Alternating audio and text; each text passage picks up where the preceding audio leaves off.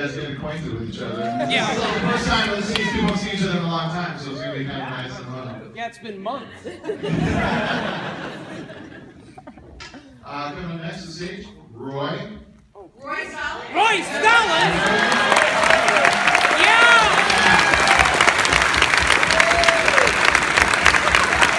He's wearing a sweat shirt, continuing to tie in the Diane Franklin franchise.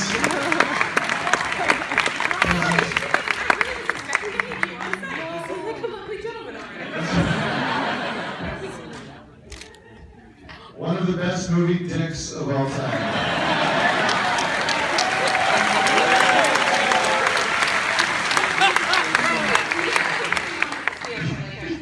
We're not sure 100% if she was able to make it. Elizabeth Daly. Yes!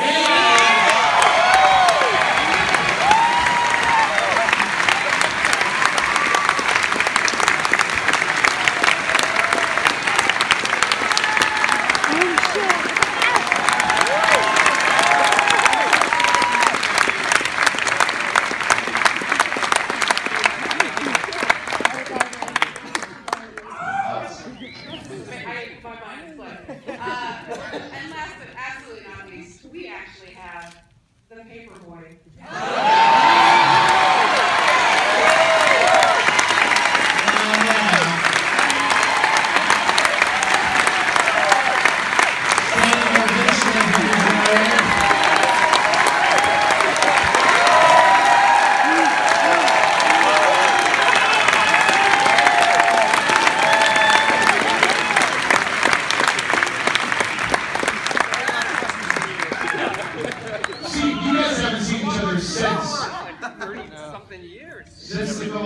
I've actually never seen him.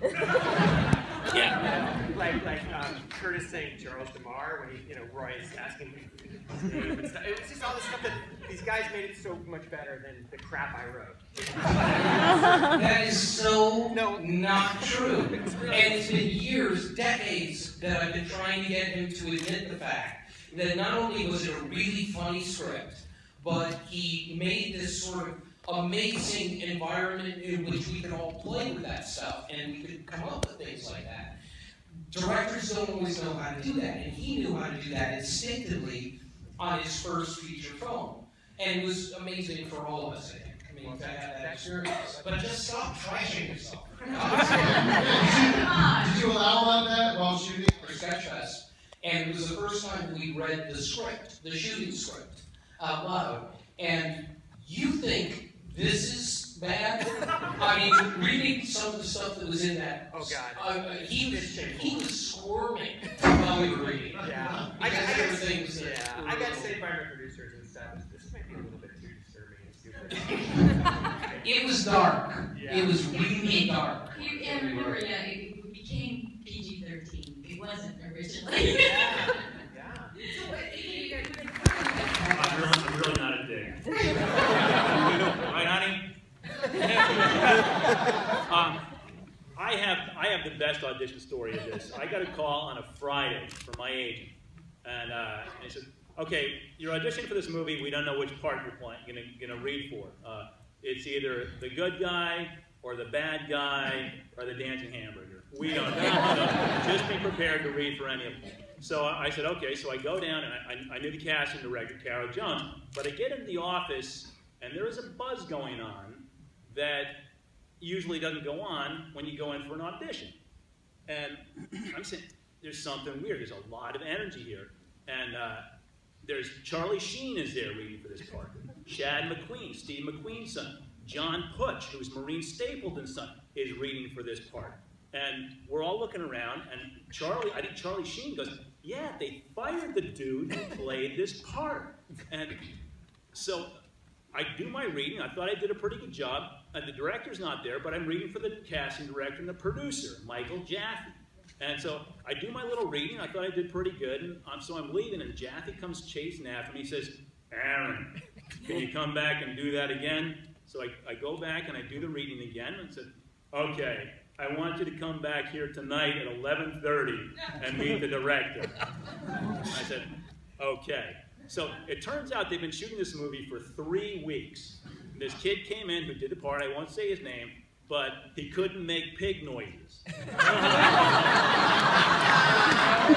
know who that is now. He couldn't friggin' make pig noises, and they fired the guy. All right, and He said oink oink. he said he came in and he did oink oink, and they said, okay, try it like you really hate this guy. He says, okay, oink oink. No, okay, now try it like you really hate the guy. Do it with a French accent. Oink oink. Anyway, so whatever. Sorry, guy, but he was out, and so I go back at 11:30 that Friday night, and I watch the dailies from the previous day's shoot. And I'm sitting in the screen room with this fat kid who's evidently the director, and he's drinking beer and watching the dailies, and he goes, so he gives me a beer, and we go up afterwards, and we read. I read for Savage, and again for the producer, and he says, okay, you got the part. So they cut and bleached my hair on Saturday. They fit me for wardrobe on Sunday. And I'm on set doing oink oink on Monday. Fucked up. Anyway, so if you're gonna be watching as a movie star, make sure you're in a cult film, okay? Did you ski at all in the movie? Like you? No. John and I had never been on skis a day before in our lives, and he and I went up 2 days early just in case we had to slide into a shot. We didn't want to look like spazzes. So we took the tram up to 13,000 feet the first day and skied like idiots. And like if one of us broke a leg, we put everybody out of work. But that didn't happen. And now I'm a pretty good intermediate skier. Sometimes dreams do come true. All right, Elizabeth Daly. Hi, guys. Yeah.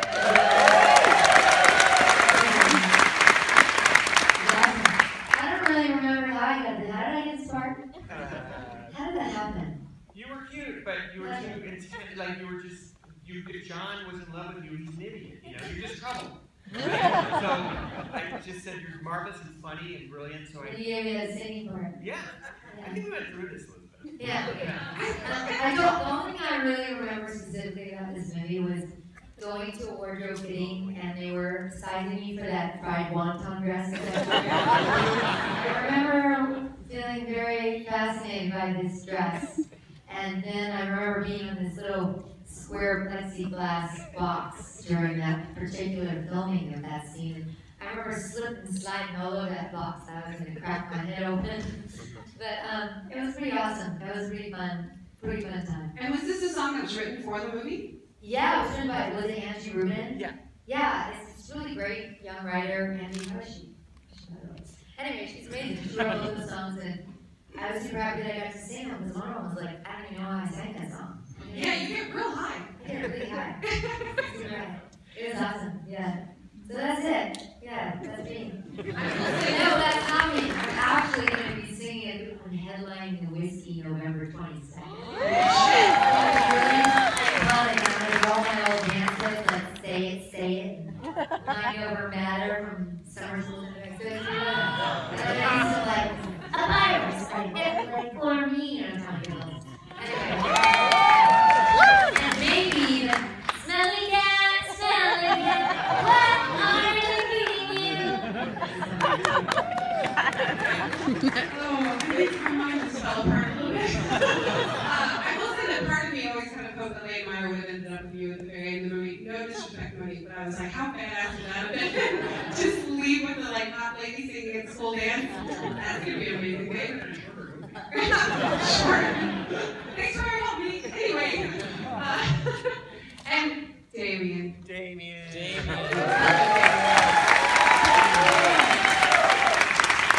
how old were you in the filming of this movie? 12. Yeah. 12. You say $2. $2. I've never seen a 12-year-old with more menace. You're the most menacing child I've ever seen in my entire life. You're amazing. Thank you. I was not tough in real life, but I wanted to be. So I had a leather jacket in real life, and I had a picture taken with it, and I kind of got into the industry by somebody came up to me and asked me if I would read for a part where I played a disco midget, a 40-year-old disco midget with John Travolta outfit and gun. And looking, there's no reunion for this movie. And I just cussed, like every word was that word. And I got the, seemed like somehow me being sincerely menacing was funny. It didn't work that well in high school. Or junior high school or before that. I tried to look tough and I just skipped on the trash can. But when I was doing it in the movie, it was funny because I meant it, I guess. And,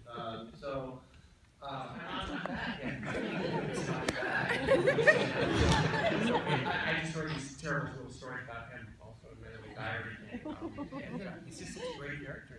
And Damien just made him come to life. Thank you. Thank you. They've granted their work from time to time, and yeah, every part. Love all of you guys. Thank you. Thank you. Thank you guys. Thanks, for the Madison Road.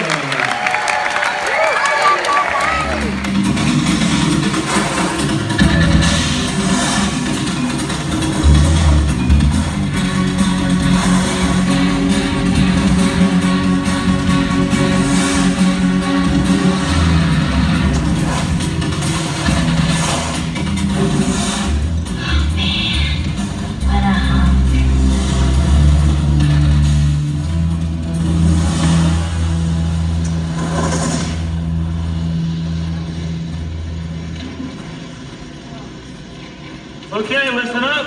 Your running time has to be under 58 seconds to even be considered for the team. The time will be gauged along with a rating of 1 to 10 on your style, which will be judged solely by me and my vast expertise of skiing technique.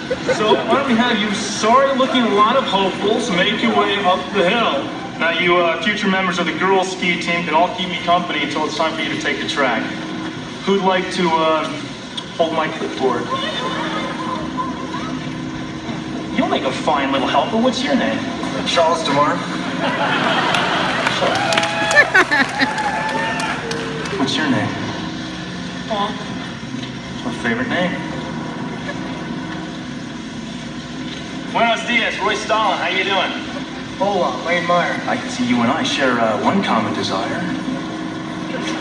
The desire to be a part of the well-oiled machinery that is the Greendale High School ski racing team. The desire for victory. Well, Right on, now get up there and let's see what you've got.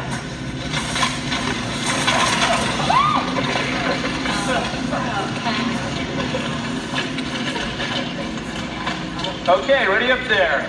Yeah, we're all set. What is the next victim's name? Meyer. Lane Meyer. Meyer? Is that as an Oscar Meyer? That's Roger, dude. Beth, you were standing with Oscar. Is he your main wiener man? Don't listen to Stalin, kid. He's a punk. Now you show him, Rock. You show him how a skier really skis. Okay, we're sending him down. That's a Roger. Counting down.